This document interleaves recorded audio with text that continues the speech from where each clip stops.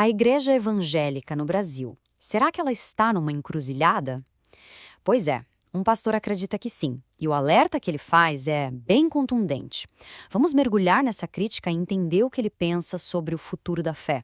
Tudo começa com uma pergunta que, vamos combinar, mexe com muita gente.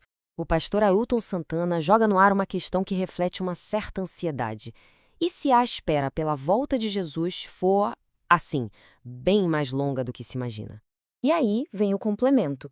Qual vai ser o destino da igreja?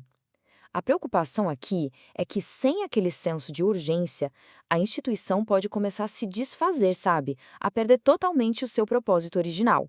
O primeiro grande problema apontado por ele é o que ele chama de uma igreja que se conforma.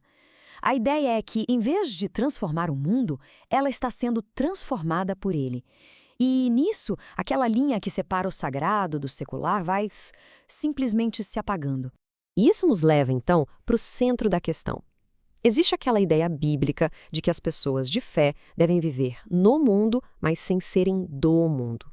A crítica aqui é que a igreja moderna parece tão focada na primeira parte, em estar no mundo, que esqueceu completamente da segunda. O resultado, ela acaba refletindo os valores da sociedade em vez de oferecer algo diferente. E a consequência disso tudo é uma confusão de identidade tão grande que, nas palavras do próprio pastor, a gente chega a um ponto em que nós não sabemos mais hoje quem é cristão e quem não é. As fronteiras ficam tão borradas que a igreja corre o risco de virar só mais um clube social. Mas espera aí, como é que se chegou nesse ponto? O pastor argumenta que não foi do nada, foi na verdade uma reação exagerada. Um pêndulo que balançou de um extremo, o do legalismo super rígido, para o outro extremo, o de uma liberdade sem limite nenhum. E olha só que interessante esse contraste. De um lado, a igreja do passado, movida por um zelo que, segundo ele, não tinha muito conhecimento e focada em ser diferente a ponto de proibir tudo. E do outro, a igreja de hoje, motivada por um desejo de ser aceita, focada em ser igual ao mundo a ponto de permitir tudo. Uma reação que ele define como um desequilíbrio total. E essa conformidade, esse desequilíbrio todo, não é só teoria, não. O pastor aponta para sinais bem concretos, sintomas que dá para ver, de uma corrupção espiritual que estaria se alastrando por aí. A primeira evidência estaria na moral. Ele fala do divórcio se tornando algo comum até entre líderes e de práticas que antes eram condenadas sendo vistas como normais. A disciplina da igreja, que antes era uma espécie de guia, estaria sendo deixada de lado, como se fosse algo velho, ultrapassado. Outro sinal preocupante estaria na liderança. A crítica aqui, na tentativa de atrair gente, alguns líderes estariam usando estratégias que parecem mais marketing, transformando o ministério num show. O foco muda da mensagem de Jesus para o crescimento da instituição, quase como se fosse um negócio, sabe? E aí a acusação fica ainda mais pesada. Para o pastor, alguns líderes religiosos são, e olha só que forte isso, piores que esses do Senado, porque conhecem a verdade e vivem no pecado.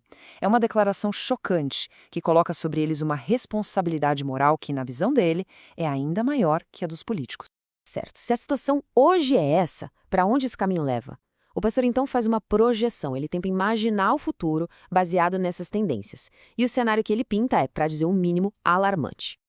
Então a pergunta que não quer calar é, se tudo isso continuar, o que vai ser considerado normal na igreja daqui a uns anos? As respostas que o pastor dá são bem provocadoras. A primeira projeção dele é a normalização da poligamia. A especulação é que, com a sociedade mudando tanto os padrões de relacionamento, a igreja acabaria cedendo e permitindo múltiplos parceiros, tanto para homens quanto para mulheres. Depois, ele imagina uma erosão completa da ideia de santidade no espaço do culto. Pensa bem, se a igreja quer ser igual ao mundo em tudo, por que as roupas ficariam de fora? A imagem de biquínis e sungas no culto é claro que é uma hipérbole, mas é para ilustrar até onde isso poderia ir. E a projeção final é a mais radical de todas: pastores pregando nus. Ele chega a afirmar que isso não é só uma ideia maluca, mas algo que ele já teria visto acontecer nos Estados Unidos. Seria o abandono completo de qualquer diferença entre o que é sagrado e o que é profano. Ok, diante de um diagnóstico tão sombrio, qual seria a saída? O alerta não para na crítica. Ele termina com um chamado à ação, uma proposta para tentar reverter esse quadro. A solução proposta é um retorno radical às bases. Primeiro, denunciar o que ele chama de palhaçadas. Segundo, parar com essa história de tentar ser igual ao mundo para ganhar seguidores. E, por fim, o passo mais importante de todos: consagrar a própria vida e voltar a ter as Escrituras como o único guia. Mas, no fim das contas, a solução definitiva para o pastor parece estar além da ação humana. A conclusão dele é uma oração, Maranata, que significa Vem, Senhor Jesus. É um jeito de reconhecer que, na visão dele, a crise é tão profunda que só uma intervenção divina para resolver. E isso nos traz de volta aquela pergunta do início.